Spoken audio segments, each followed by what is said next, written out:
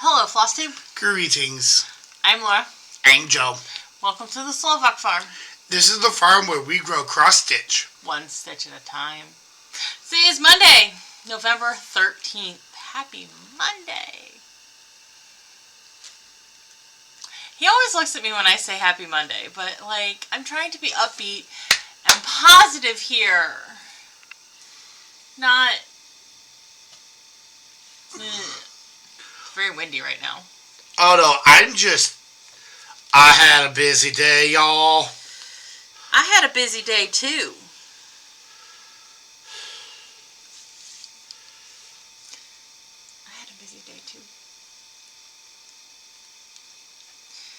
Mom and Dad and I went to the bulk food store, and then we did our little lunch thing at our favorite restaurant down in Amish. I jelly. He's jelly. I brought home fried chicken for you for dinner. Ow, but still, I want to go there for lunch and dinner. And I brought you home goodies from the bulk food store. Yup.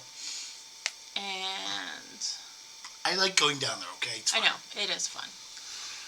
But I have to go earn the money she just spent. Hey, it is the truth what I was doing. This is true.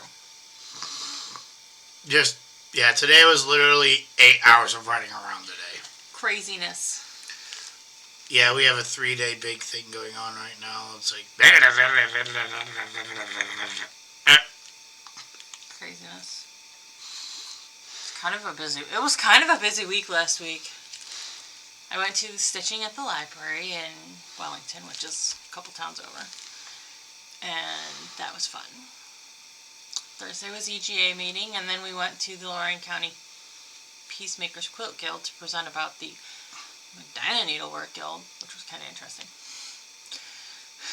And Friday was running around with decorating committee stuff for the church. It was a busy weekend. Or a busy week. Well, I got some good news. What? This is getting better. Yes, it is. I actually had a voice this morning. We figured out what the problem was. My new job is getting a new HVAC system installed at the end of the week. In the type of career I do, you have to have humidity control as well as temperature control. So this is the first time where I've spent 8 hours a day, 40 hours a week in very low humidity environment. And lo and behold, I don't do that good with it. So we had to go and get me a humidifier. We got a humidifier. Best sleep. We got it yesterday. It is the best sleep I've had in 3 weeks. And my mouth felt like normal when I woke up. That's good. Very good. Very, very good. Very good. Mm-hmm. So. And then I made myself pass out during church because I didn't want to cough. So I didn't want to breathe in through my mouth. But my left nostril decided it didn't want to show up to the party, so it was clogged. So I'm trying to breathe just through my right nostril while not breathing in through my mouth. And I was literally giving myself oxygen deprivation, dizzy headaches. And of course, everybody was looking at us because I got installed as a Eucharistic minister, and our church does this thing where they have this little prayer thing where you have to stand there in front of everybody. So of course, when I walked back over to our seats, everybody was looking at us. So, oh my God. You got sworn in. I got sworn in, yes. I actually expected you to do this for that day. That would have made more sense. No. Oh well. Oh well, I'm glad I didn't have to do it.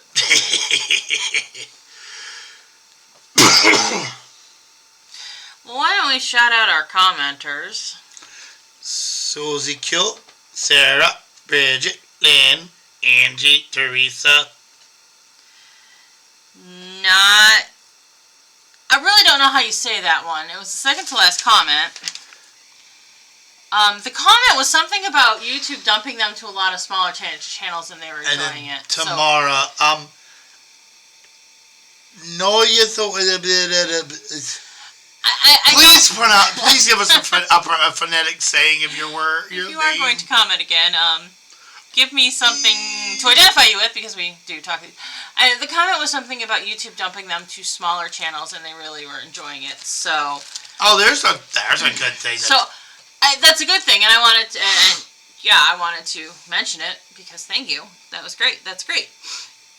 I mean, thank you to all of you who comment on our videos, for all of you who watch our videos. Thank you for showing up to the crazy train every week.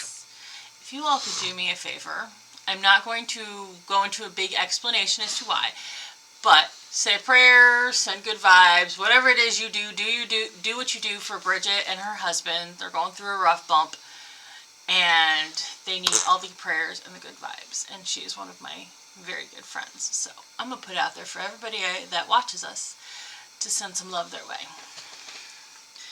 Okay, well, we're going to go on to our whips, our works in progress. Still hasn't stitched. Well, hopefully once I can start talking better and I'm not. Last week, the only reason why I didn't stitch is because I was coughing and I didn't want to clean that off of my project. Yeah, that wouldn't have been fun. I ruined my 20 hours into it project because I all over it. Yeah. That would not have been fun.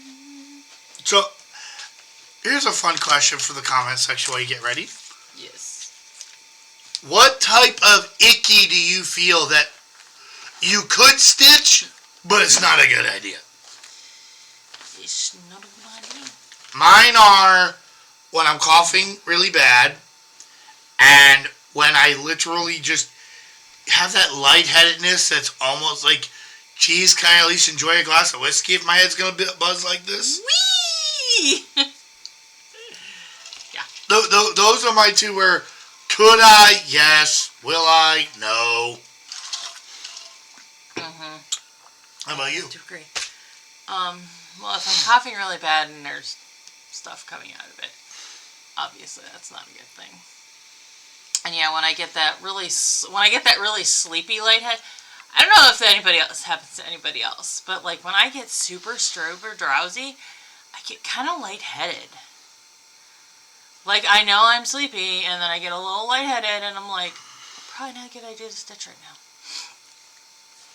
And then you hear, come on, I just need 10 more stitches so I can go to bed. Well, sometimes it's happened in the middle of the afternoon, and I've just kind of put the stitching down and closed my eyes for a few minutes. And then that few minutes goes, why didn't the big number change? Why did the first number change? That's for sure. I've done that. I've done that. Water all over my glasses from my drink. Okay. I've done that, and I've seriously looked at it and went, okay, today's not a good day. If I don't feel good and I close my eyes and a half hour goes by, yeah, that's a day to just sit back, relax, and go to bed as soon as you can. Yep. Is it acceptably early enough to go to bed? Okay. So, it was Music Genre Week in Daily 30. It was the 100-200 stitch count week. So, I decided to take advantage of this. I had not finished my Sal prompt from the week prior. I don't remember what that week was.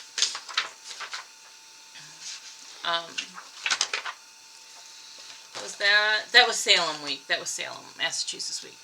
So I had not finished my Sal prompt from that, so I took the advantage of it on Monday and Tuesday, because Monday I didn't get much stitching time, and worked on Supernatural, and I just used it for both those weeks' Sals.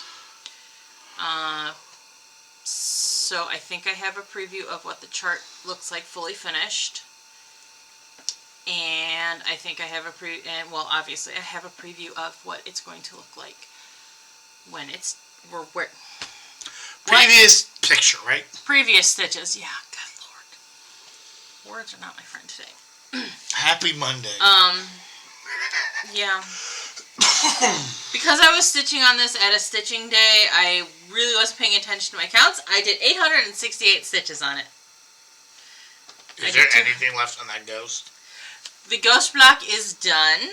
Yay! Yay! I'm just working on bringing the border down. Then I'll go over here and do, I don't know. I don't know if I'm going to switch to over here and do this guy and bring this border down so I can connect the bottom border, or if I'm just going to go across and save the very bottom border for last. It probably doesn't matter. I will say, I really do like this pattern. Like, this is a really good pattern. I'm glad that you went outside your normal zone to do this. I did, and she has a cryptids sow.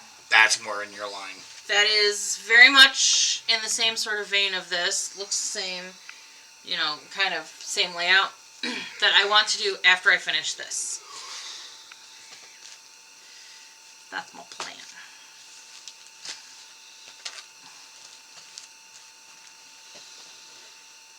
Get this put away. Alright. So then we went into Music Genre Week on Daily 30. And being that it was the light week, I doubled up prompts on projects. So, first project was Beauty and the Beast by Soda Stitch.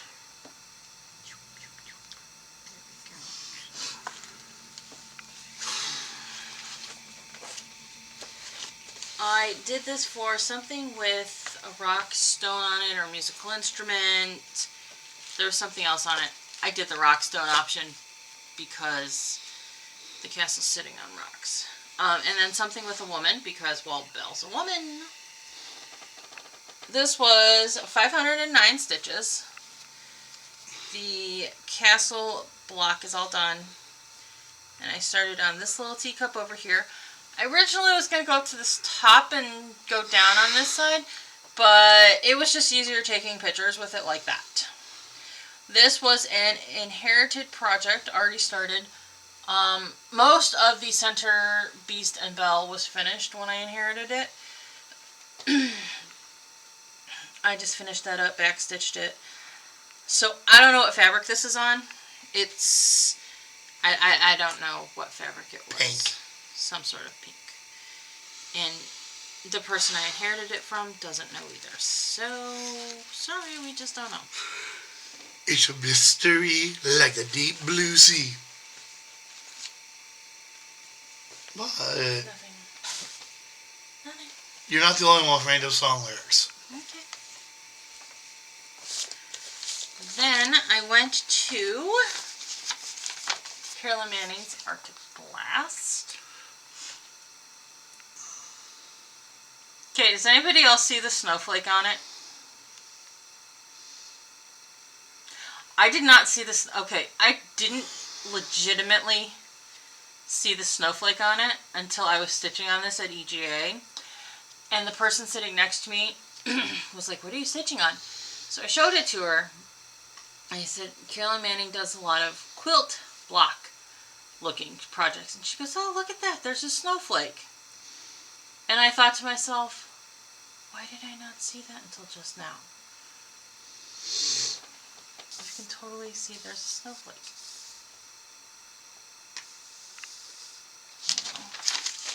Choo choo choo choo. Yeah, there's definitely a snowflake on there. Yes, dear? I thought that was the point. It makes sense that it's the point. I didn't know you didn't know. I don't know why it didn't ever register in my brain. It might also be the reason why I saw it so easily is I was actually thinking of a magic spell, and the magic spell actually has a similar pattern to that as a snowflake for the spell. Okay. I did 495 stitches on this, and about 100 of them are wrong. Womp, womp, womp. So I'm working on completing the first page, which is like this upper corner here. So I did some here, and I did some down here, and I worked on, in here, there's a color. Yeah, you can't see it because it's in the wrong color. It should be a darker gray. So I am going to have to frog. Probably going to do this before I put it away completely in the trunk, just so that it's done. Womp, womp, womp. Frog aside. Right? I stitched on this for something that was popular because this was a pretty popular chart when Carolyn released it back in January. And then I used it for my whip of choice and told about my favorite kind of music. Mostly I'm a country music girl, but I'll listen to just about anything.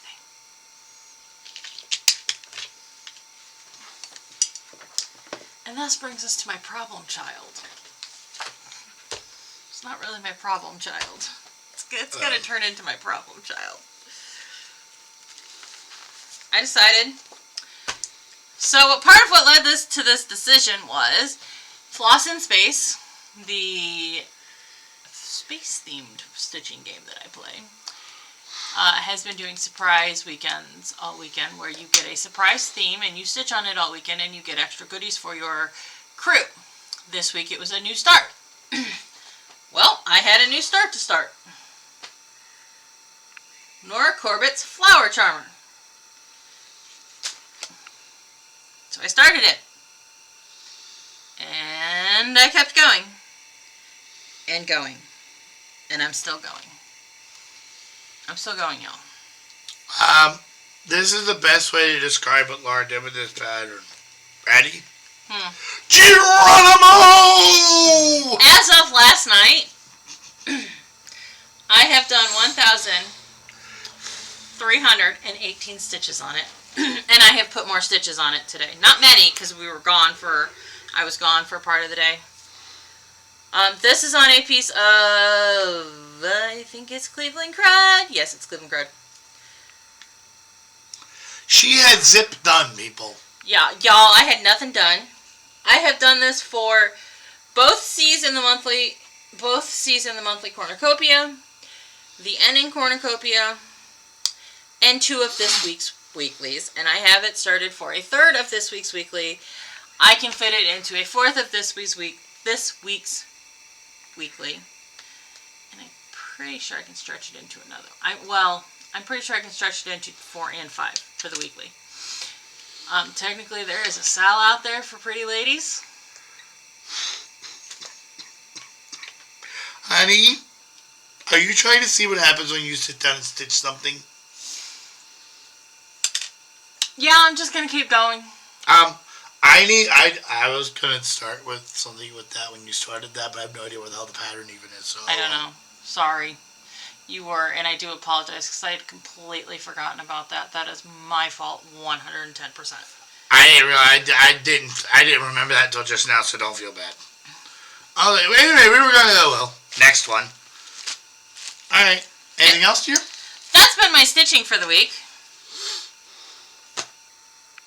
I don't want to talk about plans. I had an idea. I don't know if I'm going to do it, but I had an idea. I kind of already started talking about plans, but what's your idea?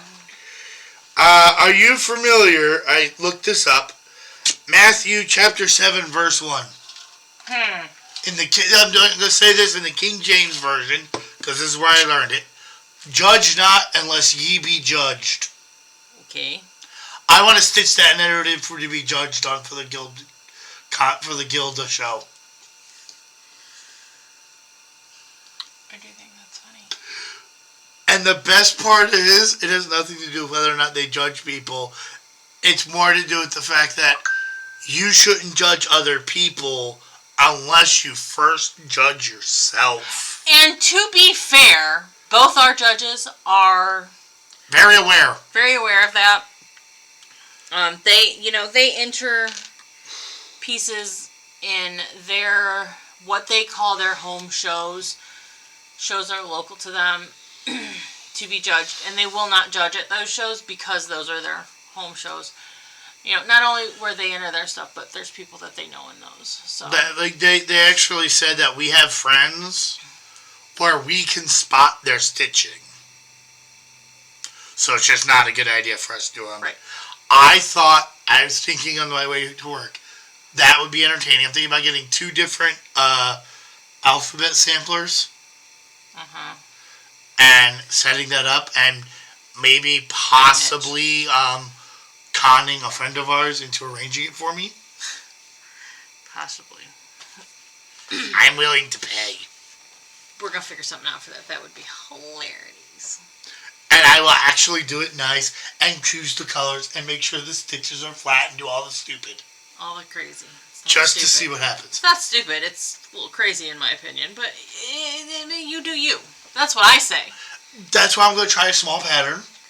And honestly, the only thing I'm going to do is I'm going to put on the tag, judges, did this make you laugh? Yay, Y, or N? Please circle 1. Well, yeah. I'll be there for the judging, so... Okay, I need to pause for a moment before we go into my plans. Okay, we're back. I snagged a nail and I had to fix it. And also, I don't know if I'm going to stitch this week. If I stop hacking and coughing, I might try to. Okay. Well, let's talk about Daily 30's new week that was released on Friday. It is on Anthony Bourdain.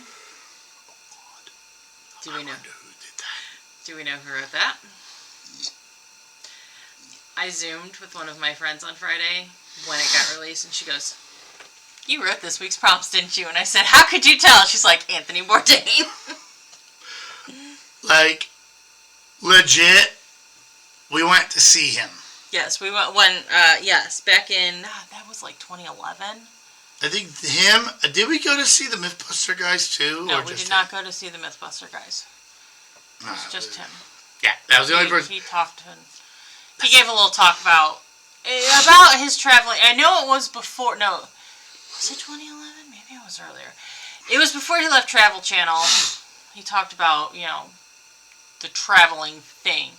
It had to have been 2011 because his daughter had been born.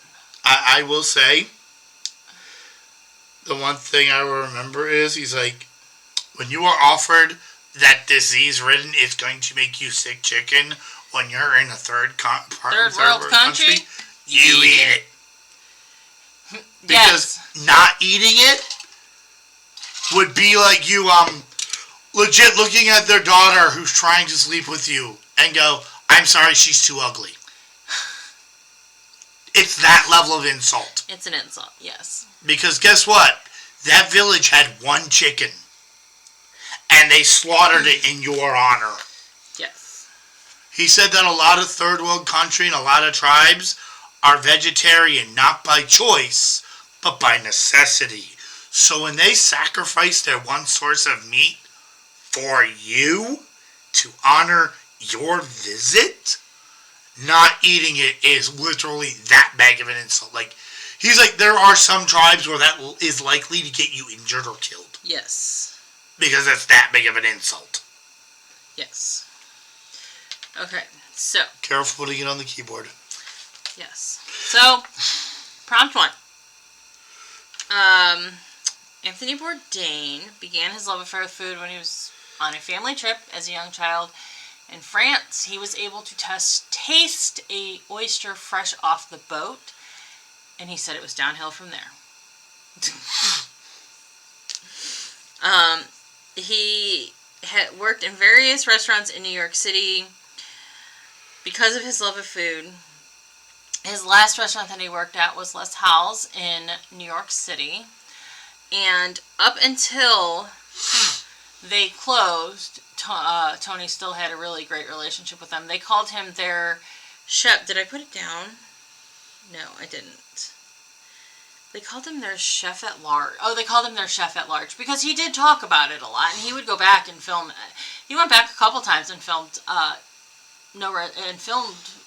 episodes there. So, stitch on. So, the first prompt is stitch on a project that has you hooked and tell us what led to your love of cross stitch. Flower Charmer had me hooked. So that's what got stitches on it. It's so good she's become a monogamous stitcher. I know, right? Can I make a really, really, really bad joke? What? That project's so good it made a swinger go straight. Oh my god. That's gonna get us flagged for sure. Anyways. So, Flower Charmer has me hooked. What led to my love of cross stitch is I needed something to entertain myself while watching TV because we had one TV in the house that I grew up in, and I was the youngest person in the household. I never got to pick what we watched. So I learned how to cross stitch so I was occupied. So, prompt number 2. Tony's formal culinary training was at the CIA, Culinary Institute of America. He worked in various restaurants in and around New York City, including Les Halles, as previously mentioned. Stitch on a whip that is a long favorite or by a long favorite designer or in a long favorite style. I have long enjoyed Pretty Ladies. I have long enjoyed Nora Corbett /Mirabilia. So I used Flower Charmer for that. Yes, I am already done with prompts 1 and 2. This is stitching up really quickly and really nicely, and that's part of why I think I'm really on it with stitching on it. And honestly, I want to capitalize on that. And I'll explain why when I finish going through all of the prompts. So, number 3. Tony attempted several times to enter into a writing career with both fiction and nonfiction. In 1999, he published an article in the New York Times called Don't Eat Before Reading This. A brutally honest look at the restaurant world. That is what expanded into Kitchen Confidential, which is what led him into TV success. Tony was 44 when he finally achieved his writing career that he had longed for. So, stitch on a project by a designer or in a style you discovered after stitching for many years. And if you dare, how long was that? So, I'm currently working on the stitches for this, and of course, Flower Charmer. I think I had been stitching for 15 or so years when I discovered Pretty Ladies. And Nora Corbett, for that matter. Well, and Nora Corbett, for that matter. What was your first one with that? Do you remember? My first Pretty Lady was actually a Joan Elliott. It was Joan Elliott's Cinderella. Oh, okay. I acquired several Mirabilias, but I don't think I did one. I don't remember which was my first Mira. But, so, and now I'm like the Pretty Lady Queen. Everybody knows I like Pretty Ladies. Okay. So, number 4. After the success of Kitchen Confidential, Food Network brought Tony to our TV screens with a cook's tour. He hated Food Network. After Food Network, he went on to Travel Channel, and after a dispute with Travel Channel because he was tired of them using him just to up their brand, is how he described it, he left Travel Channel and ended up at CNN, which personally I think was his best show ever. His CNN show was, yes, it was food and it centered around food, but he was able to sort of touch into some of the geopolitical things in the areas he was at, where Travel Channel just never gave him that ability. Travel Channel just wanted it to be the food and fluffy and kind of some of that hard. A sales for sure. Well, yeah. Can I be honest? CNN is it funny that when CNN allowed him to travel better than the Travel Channel? CNN did allow him to travel better than Channel. One of the things during his Travel Channel days he was most notorious for was his very strong dislike of the celebrity chef explosion. He really did not like Food Network. He thought they overproduced food. They promoted a lot of chefs that were not making food that was healthy, which he was kind of right. I like my Food Network. It has gotten much different. I do not like the competition shows, but in the long run, he actually did sort of make amends with some of the celebrity chefs. Emerald Lagasse was kind of one of the notorious ones. He actually sat down and had a meal conversation with him, and he came out of it and said, I have a very different opinion of him, getting to know him. He won an Emmy, and he received an Emmy nod in 2007 after he and his crew from Travel Channel were trapped in Beirut, Lebanon.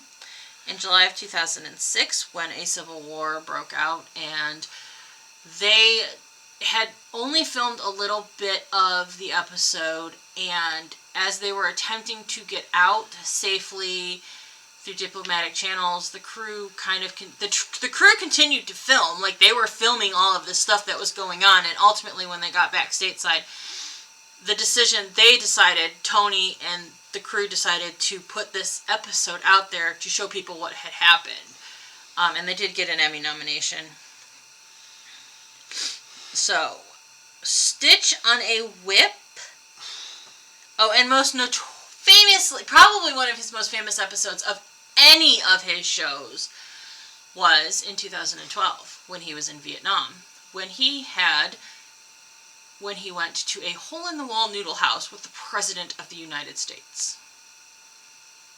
He got approached by the White House to possibly have Barack Obama on one of his episodes, and he said, okay, I get to pick the place. And he picked the most hole-in-the-wall noodle house in Vietnam while the president was in Vietnam for something. I forget what the conference was. Probably one of the most well-known episodes. Because here's the President of the United States sitting on a plastic stool slurping half-ass cold noodles out of a bowl, drinking warm-ass beer. And enjoying it. Exactly. And, when Tony passed, Barack Obama, when he tweeted that it was one of his favorite memories, was sitting on plastic stools in a noodle house in Hanoi, slurping cold noodles and drinking warm beer. So, all that to say, a stitch on a whip that has evolved your stitching by either learning a new stitch or technique, and please explain how. So I kind of might have to stretch this if I do this. No, you don't. I already got it. Monogamy. Brilliant! This is the most stitches you have ever put on one piece in a row since I've met you. He is brilliant, y'all. That is very good. See, I was going to come up with something about starting moving over to the Pretty Ladies. I learned how to bead and bead properly, and that was kind of a stretch of techniques and stuff. I like the monogamy one. That's better. All right, and it should 5. make somebody laugh. Anthony Bourdain was never shy about sharing his opinions, from his dislike of the celebrity chef trend to his acknowledgement that he was one. He did, however, have a lot of praise for a few celebrity chefs. Ina Garten, surprisingly enough, Ina Garten was one of them, and so was Julia Child. I don't think there is a celebrity well-known chef alive that dislikes Julia Child, but that's a whole other story. And if they wouldn't have a job. And if there is, I don't want to know about it because I'm not going to like them.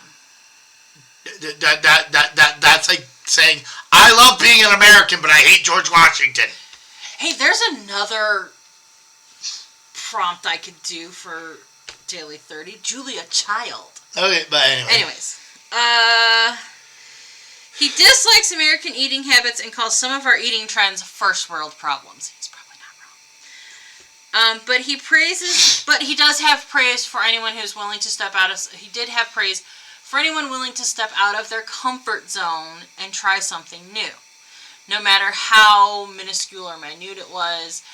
He famously defended an elderly lady who wrote restaurant reviews for her small town podunk newspaper, who went to a new Olive Garden that was close, and wrote a glowing, praising review of it and how much she enjoyed it, even though everybody kind of cracks on Olive Garden. He said she was honest in her writing. She expressed her enjoyment of it. It wasn't superficial, so she's allowed to enjoy it. I hate to break it to people, and this is just my own experience. Mm-hmm. When I was growing up, there wasn't much for me to eat. We were very poor. McDonald's was good eating for us because that was what our money was able to give us, and it was good food. Just because it's McDonald's doesn't mean you can't enjoy it. Yes. And he was never shy, and Tony was never shy about sharing his struggles with life, from mental health to drug addiction. Ultimately, his mental health issues were what took his life. And so, like, he had this very woven, colorful, sort of multifaceted life. And I'm not going to lie, with this prompt, I struggled on what to actually put down for the prompt. Because... And you didn't ask me. Well, I struggled with it, and then, I'm not going to lie, also not going to lie, I kind of forgot that I hadn't put something on it until last week, when Carrie was sort of wrapping up writing it, and I got this message that said, hey, Laura, you don't have something on prompt number 5, and I'm like, darn it. So what is it? So the prompt is to stitch on a whip that you can relate to food, since Tony really kind of goes back to food. Oh, this one's easy. What? Flowers are edible. There are certain flowers that are edible. Actually, absolutely what I was going to go with. There are a lot of flowers that there are are edible. There are a lot of flowers that are edible. That is what I was going to go with. It's just, you need to know which one it is, because if you eat the wrong one, plus they have, like, no calories, very little, they're not going to do much for you. They don't have great nutritional value, but... Most of them don't even have a good taste. But it is, yeah. They're just bland. Okay. Okay, now we're going to get to haul. Yeah, hell.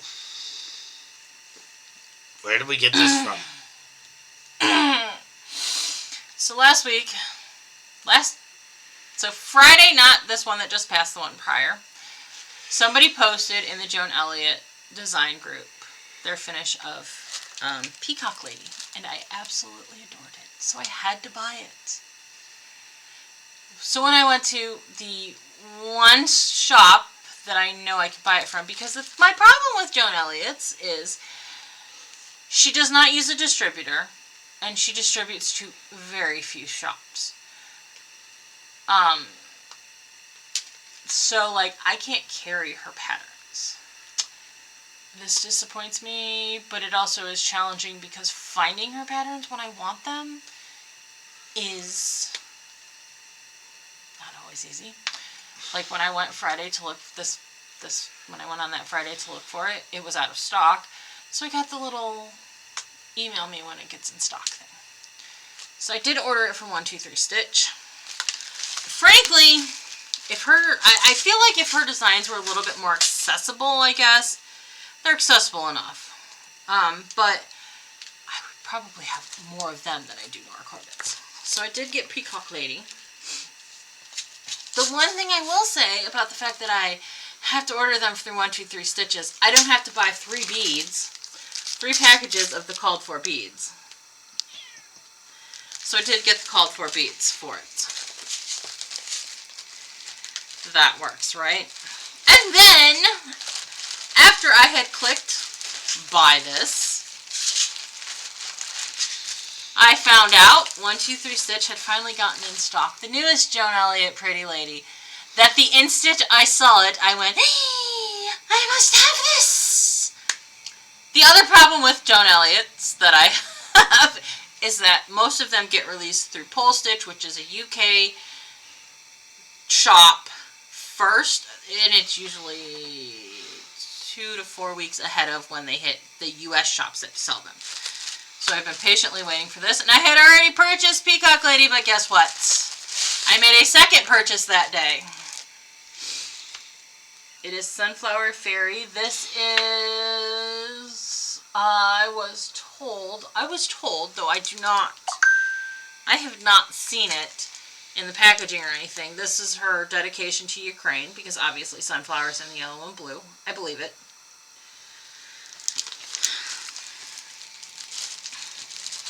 And again, because it's just a heck of a lot easier to purchase the beads from 123 Stitch. And I don't have to buy 3 unnecessary packs of beads. I bought the beads for it. Yeah. There is, that second package of gold beads is actually for Rags to Riches, which is what I'm starting for my birthday. But we're just going to leave it there for right now. So that is the purchases that you get to see. I also purchased my Christmas present. Y'all, I went nuts last week. Also purchased my Christmas present, but Joe is going to take it and he is going to hide it from me so that I don't start it before Christmas, because I opened it to make sure everything was there and audibly squealed. Yeah, it was literally.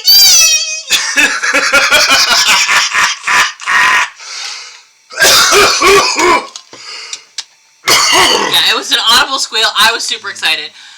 Okay.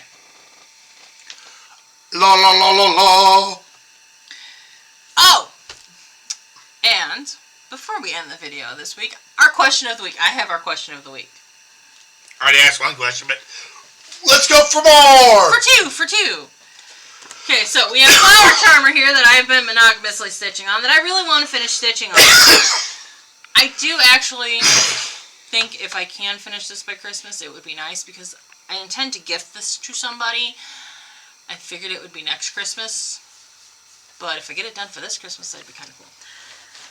I have 4 letters left on the monthly. U, O, I, and A. If you have any suggestions, throw them out there. Let me see that real quick. Because I would like to apply this to the monthlies because obviously I'm almost done with the weeklies. But... got a question for these DMCs. What? They don't have names, do they? They do. I'd have to look them up. Check to see if any of the names begin with those letters and say it uses this floss color. That's true. We could do that. I am grasping. Yeah, I'm kind of grasping for straws too. Okay. So that's this week's video. What would we like the people to do, darling?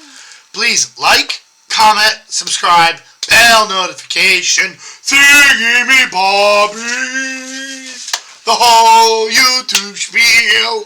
I can do it!